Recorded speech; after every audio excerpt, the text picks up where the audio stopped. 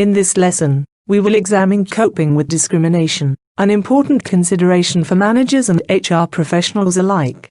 So, let's get started. Many of us will at some time or other have been the victim of some form of discrimination. If you have been, or feel you are a victim of discrimination, this unit will help you cope with and resolve the problems. Depending on the size of your employer, the state you live in, and your profession, you may be entitled to certain legal protections in the workplace, including the right not be discriminated against because of your race, national origin, skin color, gender, pregnancy, religious beliefs, disability, or age, and in some states, marital status, sexual orientation, gender identity, or other characteristics. The right to work in an environment free of harassment. Fair pay. To be paid at least the minimum wage, plus, for some job classifications, an overtime premium for any hours worked over 40 in 1 week, or, in some places, over 8 hours in 1 day. You are also entitled to work in a safe workplace, and you may have the right to take leave, to care for your own, or a family member's serious health condition, or following the birth, or adoption of a child. Here are some signs of potential discrimination. Demographics. If where you live, and the industry in which you work, have a high percentage of a particular ethnic group, but its members are not hired, this could indicate institutional racism. Promotions. If specific ethnic groups are not being awarded promotions, despite having apparent qualifications, and getting good interviews, this could be a sign of discrimination. High turnover of minorities. If members of a particular ethnic group are experiencing high turnover, this can indicate that the environment is not conducive to diversity, and can suggest discrimination. And wage discrimination. A wage survey could determine if there is discrimination in the wages offered to a particular group of employees. It is possible that some employers offer less to members of certain groups, no matter what their qualifications are. And here are several examples that may be indicative of workplace discrimination. For the same infraction, one employee receives a warning, whereas another is fired. Or, at a large retail company, saleswomen are paid less per hour for work in the same job description as salesmen. Or, engineers over the age of 50 at an aerospace company are not invited to training programs for new technology. Or a computer programmer who became blind is not provided screen reader equipment by her employer. Find and read your organization's discrimination and complaints policy, if one exists. Reprisal is retaliation for an injury, with the intent of inflicting at least as much injury in return. Retaliation occurs when an employer, employment agency, or labor organization takes an adverse action against a covered individual because he or she engaged in a protected activity. The same laws that prohibit discrimination based on race, color, sex, religion, national origin, age, and disability, as well as wage differences between men and women performing substantially equal work, also prohibit retaliation against individuals.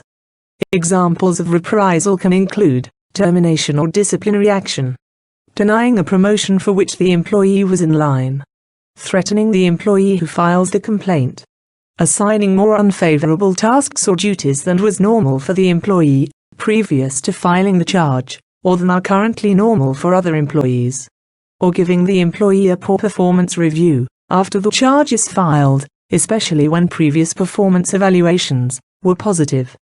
And here are some more examples of reprisal at work. Failing to give a raise otherwise due, such as a seniority raise. Refusing to communicate with the employee. Providing close supervision, especially if it was absent before. Encouraging other employees to shun the person. Or moralizing, criticizing, or implying disappointment for filing a charge. If you suspect that you are being discriminated against, gather and write down answers to the following questions. Where did the alleged discrimination event occur? Who allegedly discriminated against you? Your boss? A co-worker? Someone else in the organization? What did the person do or say to you that was different from how he or she treated others? Why do you believe that a person discriminated against you? Are you able to make a clear link between his or her actions or words and your protected status? It is really important that you document the problem. Take careful notes of key conversations and events. Note the time, date, and names of others who were present. If there are legitimate documents, to which you legally have access, that support your position, assemble them. These might include company policies, offer letters, performance reviews, memoranda, emails and other correspondence, and your employee handbook. Talk with your co-workers. If they witnessed any contributory events, enlist their support by asking them to document, sign, and date their observation, or what they heard. The more you know about your legal rights in the workplace, the more confident you will be in presenting your problem. Check the relevant websites and your state's Department of Labor website. Find the appropriate law which has potentially been infringed. You may wish to explore a mediation and arbitration solution, also known as Alternative Dispute Resolution, or ADR.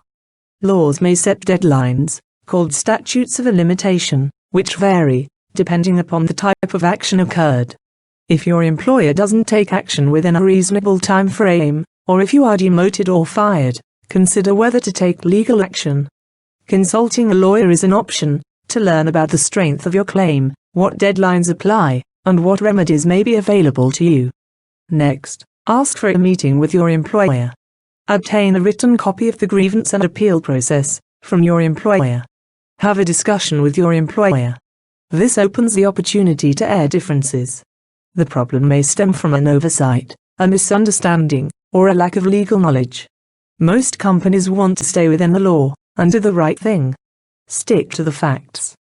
Before meeting with your employer, write a brief summary of what has gone wrong and your recommendation for resolving the problem. It might help to have someone more objective, such as a friend or family member, review the facts and brainstorm with you about possible resolutions. Make sure not to leave any important facts out. And here are some more points to bear in mind. Remain calm. Dealing with a workplace problem can be stressful, but unfounded accusations and emotional outbursts won't help you get your point across or make you feel better. Practice your presentation ahead of time to make sure you can remain professional and calm. Work toward next steps. You want to gain agreement about what will happen next. Will the company investigate the problem?